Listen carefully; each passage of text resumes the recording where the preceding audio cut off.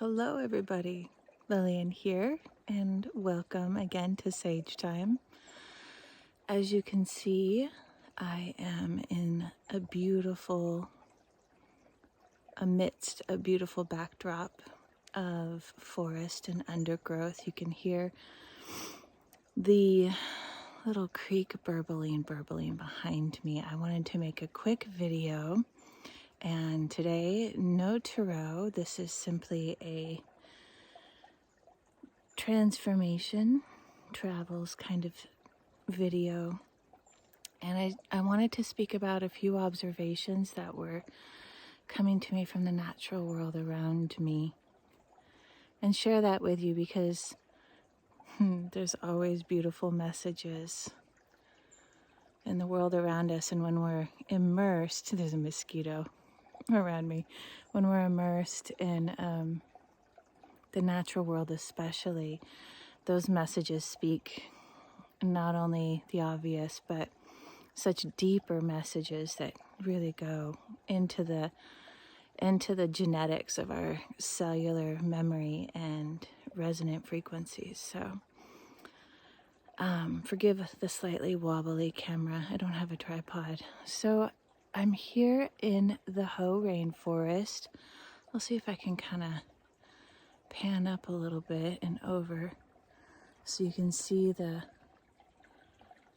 mossy, foggy, beautiful old growth and second growth forest. And you know, we're here and it's almost summer solstice. And I'm noticing that all the undergrowth is still that tender spring undergrowth, very Taurean, not Gemini at all. And it doesn't feel, I'm not at a high elevation or anything, so you know, you'd think that undergrowth would start to be drying up a little bit. Even the moss is a bit more dry, which is, you know, a telltale sign for this time of the year. But the undergrowth, the little, I forget what it's called, they're clovers, but they're those tender, wide leaf clovers and just that brilliant green. And it's reminding me that for those that are endeavoring in a path that is new to them, there is still residual tenderness and a delicacy that is required in treading forward. And I, at the same time, simultaneously feel this fire. I actually saw two, let me switch hands here. I can do it without getting into my, I saw two fir trees that were in the middle of all these other green fir trees, and they were this brilliant red, you know, like they had solitarily just scorched into this bright red color. And the first thing I thought, or the first, not I thought, but the first thought that came through with me is, you know, ooh, creative inspiration is on fire. You know, red can often be associated with other things, but that was really what came through. And that is really fueling people right now. There is an uptick of creative juices, whether that's in a craft or simply just the movements of your day. There's this extra kick and spice in our steps that really wants to propel us forward. And yet this tender undergrowth and the muddy footsteps along the path were really standing out too, as like you can get a little stuck, you can get a little bogged down if you don't go slow, walk tender, be gentle with yourself, be gentle with yourself in such a way that your energetic resonance, your electromagnetic bubble that we all have around us. It's measured. It can be even seen with certain equipment and certain developed eyesight. Our electromagnetic resonance and field and bubble.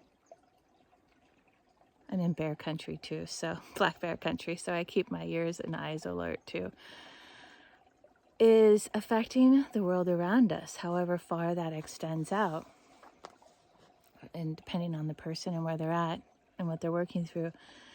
And so, these tender little undergrowth brushes are asking us to be tender and gentle within, because we could leave a trail of fire behind us, a blazing trail of fire. And, I think for certain mindsets that seems fun and, courageous or something. But in truth, the biggest impact, the most sustainable impacts that we can have for the world around us and ourselves, to keep ourselves sustainable as well, is to move in accordance with the rhythm within us, and that is told by their environment around us. And so these little clover underbrushes, I think I'll take a picture of it and put it as the thumbnail screen.